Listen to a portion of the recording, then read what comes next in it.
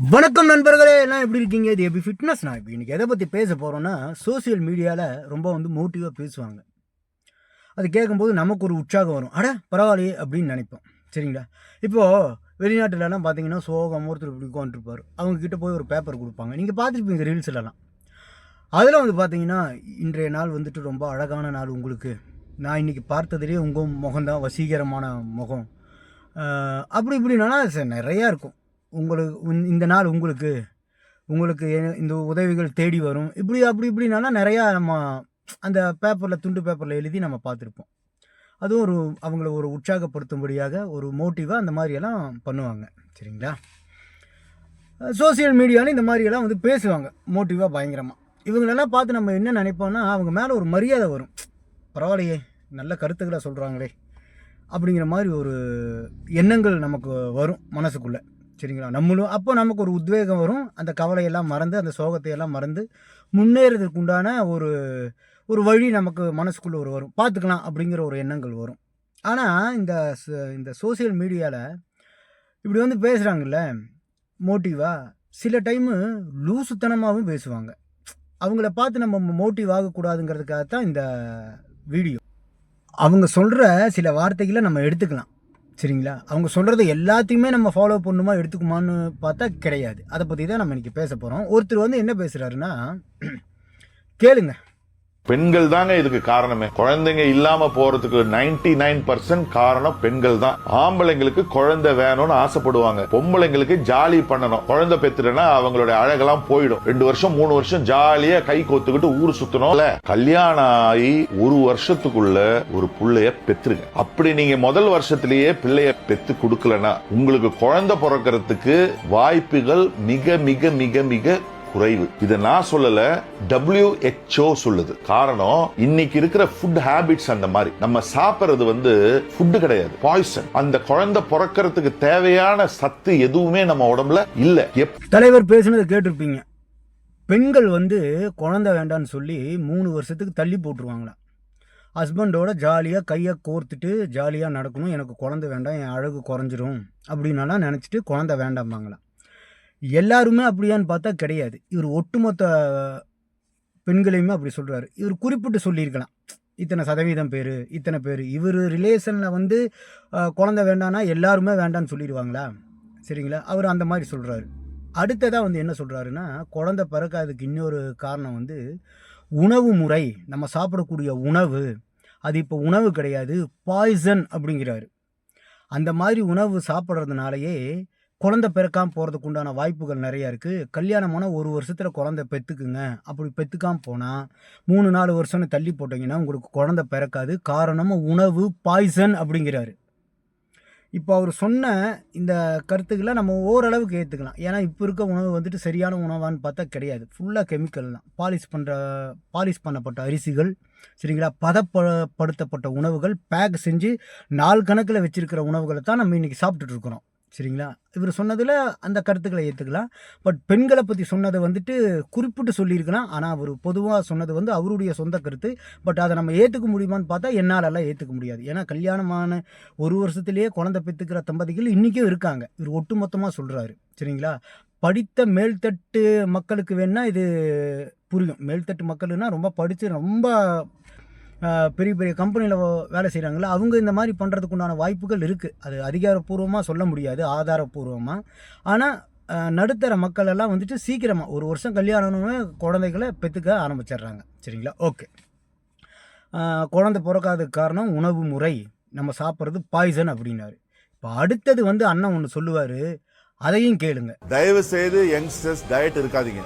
Diet இருக்குன்னு சொல்றவங்க பேச்ச கேட்காதீங்க.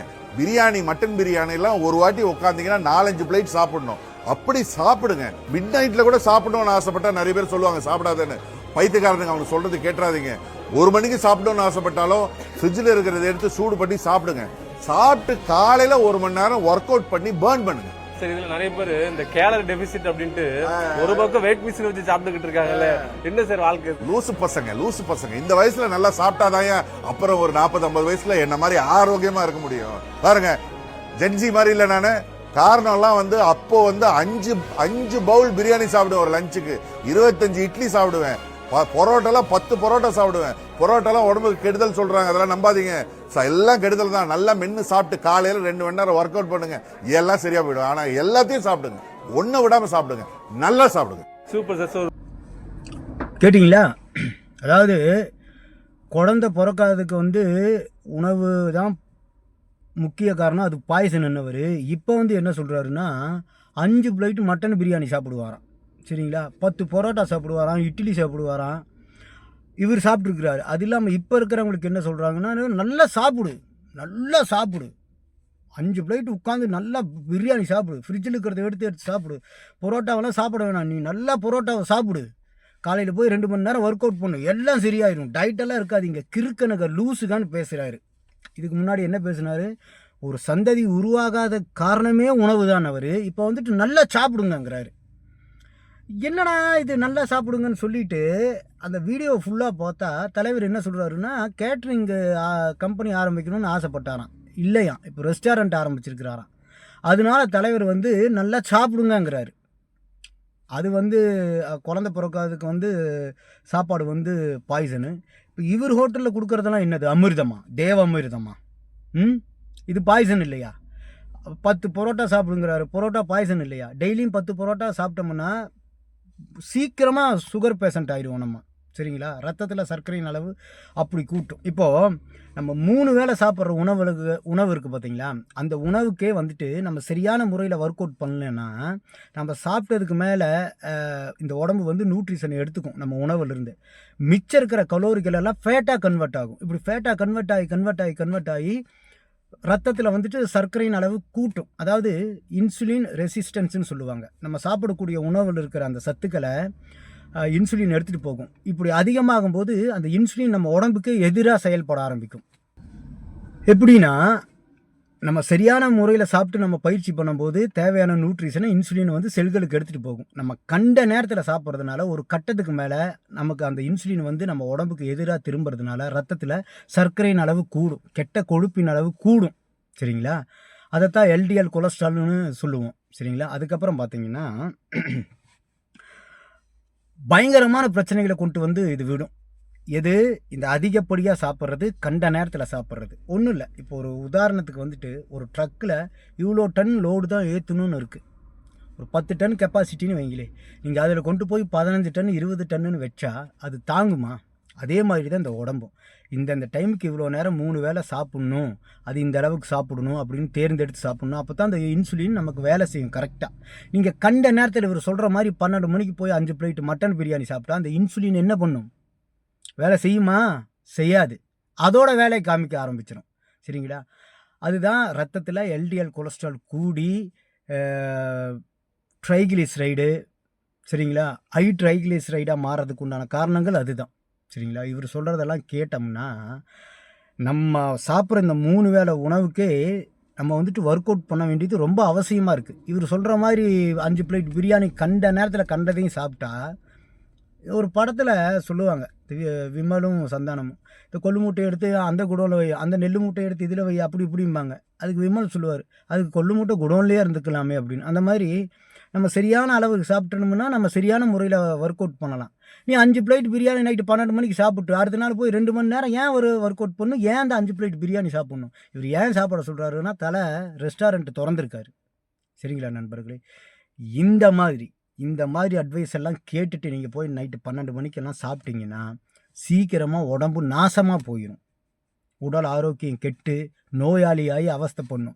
இவர் கடையில் நம்ம சாப்பிட்டு ஏதாவது இவர் கடையில் போயிட்டு நம்ம சொன்னோம்னா அவர் போயிடுவார். சரிங்களா? அதனால நண்பர்களே, இந்த மாதிரியான மோட்டிவேஷன் ஸ்பீச்சை நீங்கள் கேட்கக்கூடாது. நல்லது சொல்கிறாங்களா எடுத்துக்குங்க. இந்த மாதிரி லூசுத்தனமாக பேசி இளைய சமுதாயத்தினரை ஒரு தவறான வழிக்கு கொண்டு போகிறாங்களா, கேட்கவே கூடாது. சரிங்களா? அன்னைக்கு ஒரு வீடியோ பார்த்தேன். வெளிநாட்டில் வந்துட்டு ஒருத்தர் ட்ரக் ஓட்டுறாரு, 37-38 வயசாம். சரிங்களா? திடீர்னு செக் பண்ணியிருக்கிறாரு, அவருக்கு சுகரு. அந்த கம்பெனி சொல்லிடுச்சா, உங்களெல்லாம் வேலைக்கு வைக்கிறது கொஞ்சம் கஷ்டங்க அப்படிங்குதான். நீங்கள் இந்தியாவில் 60 வயசு வரைக்குமே நீங்கள் வண்டி ஓட்டலாம். எந்த நோயாக இருந்தாலுமே நீங்கள் வண்டி ஓட்டலாம். உங்களுக்கு ஓட்ட முடியும், உங்களுக்கு அந்த கெப்பாசிட்டி, அந்த திறமை இருக்குது, அந்த திறன் இருக்குன்னா நீங்கள் ஓட்டலாம். வெளிநாட்டில் அப்படி கிடையாது. ரொம்ப வருந்தி பேசுகிறாரு. ரிப்போர்ட் ரொம்ப மோசமாக வந்துச்சுன்னா வண்டியே ஓட்ட விட மாட்டாங்களா ட்ரக்கு. இன்ஸ்டாகிராம் நம்ம தமிழ் டிரைவர் தான். சரிங்களா? இத்தனைக்கும் வெளிநாட்டுலலாம் நிறையா மாமிச உணவுக்கு தான் சாப்பிடுவாங்க. அது போக இந்த பீஸா, பர்கர்லாம் ஓயாமல் தின்னுட்டுருப்பாங்க. அது ஓகே தான். சரி, அவங்க கல்ச்சரு அவங்களுடைய இது. ஆனால் இவர் சொல்கிறத கேட்டிங்களா? சரி, இப்போது நான் சொல்கிறேன், இந்த 3 வேளை சாப்பிட்டே நிறைய பேர் மரிச்சு போயிடுறாங்க. எல்டிஎல் கொலஸ்ட்ரால் கூடி, கார்டியாக் அரெஸ்ட் வந்து, ஹார்ட் அட்டாக் வந்து, தவறான வாழ்க்கை முறையினால் நிறையா பேர் இறந்து போயிடுறாங்க. சரிங்களா? சரி, ஓகே, அவங்களுடைய வாழ்க்கை முறை அப்படி இருந்தது, போதை பழக்கத்தில் இருந்தாங்க, இந்த மாதிரியெல்லாம் சொல்லி ஒருத்தர் இறந்துட்டாருன்னு நம்ம கேட்போம் என்னாச்சுன்னு. இல்லைங்க, அவருக்கு ரொம்ப நாளாக சுகர் இருந்தது அப்படின்னா, சரி சுகரா, சரி ரைட்டு, அது ஹார்ட் அட்டாக் வர்றது சகஜம் தானா அப்படின்னு விட்டுறலாம். ஆனால் ஒரு 6 வயசு குழந்த, ஸ்கூலுக்கு போகிற ஒரு 6 வயசு குழந்த, டீச்சர் இப்படி பிடிச்சி இழுத்து கன்னத்தில் அடிக்கிறாங்க. அந்த பையன் டீச்சர் மேலேயே விழுந்து இறந்துடுறாங்க. 6 வயசு பையனுக்குங்க ஹார்ட் அட்டாக். அந்த வீடியோ பார்க்கும்போது நான் ரொம்ப எமோஷனல் ஆனேன். இப்போ கூட ஒரு மாதிரி ஆகிறேன். இந்த தமிழ் படத்துலலாம் எம்ஜிஆர் காலத்து பாட்டுலலாம் நீங்கள் கேட்டிருப்பீங்க. ஆறிலும் சாவு நூறிலும் சாவு அச்சம் என்பது மடமையடா, இதெல்லாம் பாட்டு கேட்டிருப்போம்ல. 6லையும் சாவு 100லையும் சாவுன்னு பாட்டில் பாடியிருக்கிறாங்க. ஒரு நோய்வாய்ப்பட்டு ஒரு குழந்தை இறந்து போச்சுன்னா தெரியாது, நோய் இருந்தது இறந்துருச்சுன்னு சொல்லலாம். அடுத்த நிமிஷம் சாக போகிறோன்னே அந்த குழந்தைக்கு தெரியாதுங்க. டீச்சர் மேலே விழுந்து அந்த குழந்தை இறந்து போச்சு. 6 வயசு குழந்தைக்கு இன்றைக்கி ஹார்ட் அட்டாக் வருதுன்னா, இந்த மாதிரி ஆளுங்க சொல்கிறத கேட்டு 12 மணிக்கு போய் 5 பிளேட் பிரியாணி சாப்பிட்டா அவங்களுடைய உடல் நிலைமை என்ன ஆகுங்கிறது கொஞ்சம் யோசித்து பாருங்கள். பயிற்சிங்கிறது ரொம்ப அவசியம். இந்த உடை, உணவு, இருப்பிடம் எந்த அளவுக்கு முக்கியமோ இந்த காலகட்டத்தில் உடற்பயிற்சிங்கிறது ரொம்ப முக்கியம். குறைஞ்சது ஒரு 20 நிமிஷமாவது நீங்கள் டெய்லி நடக்கணும். சரிங்களா? ஏன்னா சாப்பிடக்கூடிய உணவுகள் அந்த மாதிரி. கபடி பிளேயருங்க, 26 வயசு 27 வயசு கபடி பிளேயர், நேற்றோ முந்தா நேற்றோ ஹார்ட் அட்டாக். சரிங்களா? எந்த மாதிரி ஒரு சூழ்நிலையில் நம்ம வாழ்ந்துட்டுருக்கான்னு பாருங்கள். இவங்க வந்து மோட்டிவேஷனுங்கிற ஸ்பேஸில் நான் மோட்டிவேஷனாக பேசுவேன், நான் அது இதுன்னு சொல்லி எவ்வளோ ஒரு மோசமான ஒரு தகவல்களை இளைய சமுதாயத்தினர்கிட்ட பரப்பி ஒரு எதிர்கால ஒரு ஆரோக்கியமான சந்ததியை இவங்க எப்படி கெடுக்கிறாங்கன்னு பாருங்கள். இவங்கெல்லாம் மோட்டிவேஷன் ஸ்பீச்சு, இதுக்கு இன்டர்வியூ எடுக்கிறதுக்கு ஒரு ஆள். வெக்கமாக இல்லை, வெக்கக்கேடாக இல்லை இதெல்லாம்? 10 பிளேட் பரோட்டா சாப்பிட்டா என்ன ஆகுறதுன்னு பாருங்கள். மைதா மாவு மாதிரி மோசமான ஒரு உணவு எதுவுமே கிடையாது. நானே வந்து ரொம்ப பசிக்குது, எனக்கு பசி எடுக்குது அப்படின்னா வாரத்துக்கு ஒரு டைம் 3 பரோட்டா சாப்பிடுவேன். இங்கே கேரளா ஹோட்டல் இருக்குது தமிழ்ச்சங்கம் பக்கத்தில், டெல்லி தமிழ்ச்சங்கம் பக்கத்தில், அங்கே போய் பரோட்டா சாப்பிடுவேன். அப்படி இல்லைன்னா பொங்கல் சாப்பிடுவேன், உப்புமா சாப்பிடுவேன், இப்படி தான். சரிங்களா? மாதத்தில் அதிகபட்சமாக ஒரு 2 டைம் 3 டைம் தான் நான் அந்த பரோட்டாவை சாப்பிடுவேன். அதுக்கு மேலே சாப்பிட மாட்டேன். ஏன்னா அவ்வளோ மோசம். இந்த ஆள் வந்து இந்த மாதிரியெல்லாம் வந்து மோட்டிவேஷனுங்கிற ஸ்பீச்சில் இப்படி பேசிட்டு இருக்காரு. தயவு செய்து இந்த பேச்செல்லாம் கேட்டு உங்கள் வாழ்க்கையை நீங்கள் கெடுத்துக்காதீங்க. பயிற்சி செய்ய முயற்சி செய்யுங்க. இது என்னுடைய அட்வைஸே கிடையாது, இது என்னுடைய வேண்டுகோள் நண்பர்களே, இது என்னுடைய தாழ்மையான வேண்டுகோள். சரிங்களா? இப்போது இந்த ஒரு நிமிஷம் இருங்க, நான் அதை காமிக்கிறேன். இந்த ரோடு இருக்குது பார்த்தீங்களா, இது பத்ரிநாத் போகிற வழி. சரிங்களா? இங்கேருந்து பத்ரிநாத் வந்து ஒரு 150 கிலோமீட்டர் தான். இந்த ரோட்டில் நான் பத்ரிநாத் கோயிலுக்கு போகும்போது நண்பர்களே, காலையில் 4 மணிக்கு பசங்க இந்த ஹில் ஸ்டேஷன்லாம் ஓடிட்டு இருக்கானுங்க. 4 மணிக்கு ஓடுறானுங்க பசங்க ரன்னிங்கு. நமக்கு பயமாக இருக்குது. சார்ட்ட சொன்னால், என்ன சார் 4 மணிக்கு ஓடிட்டுருக்காங்க, இது சிறுத்தை புலி இந்த மாதிரியெல்லாம் புலியெல்லாம் வந்துச்சுன்னா என்ன சார் பண்ணுவாங்க, சிறுத்தை புலி இங்கே நிறைய லெப்பர்டு இருக்குன்னு சொல்கிறாங்க, இவங்க என்னன்னா 4 மணிக்கு ஓடிட்டு இருக்காங்க அப்படின்னு நான் சொன்னேன். அப்போது இங்கே இருக்கவங்களாம் எவ்வளோ பாருங்கள் உடம்பு மேலே எவ்வளோ அக்கறைன்னு. அதனால் தயவு செய்து நீங்கள் வந்து உடற்பயிற்சி பண்ணுங்கள். உடற்பயிற்சி தான் உங்களுக்கு ரொம்ப முக்கியம். நான் ஒர்க் அவுட்டெல்லாம் பண்ணுவேன், ஆப்ஸுக்கெல்லாம் டெய்லியுமே ஒர்க் அவுட் பண்ணுவேன். ஒரு நாள் விட்டு ஒரு நாளாவது ஆப்ஸ் பண்ணுவேன், இல்லை முடிஞ்சால் டெய்லியும் பண்ணுறதுக்கு கூட நான் ட்ரை பண்ணுவேன். ஒவ்வொரு செட்டுனாவது டெய்லி நான் பண்ணிடுவேன். அப்படி இருந்தே அந்த வயிற்றை குறைக்க முடியல, மேலே மட்டும்தான், கீழே அப்படியே இருக்குது ஃபேட்டு. இந்த 3 வேளை கம்மியாக சாப்பிட்டே எனக்கு இது குறையலன்னா, இந்த ஆள் சொல்கிற மாதிரி 5 வேளை 10 வேளை சாப்பிட்டா என்ன ஆகுறது?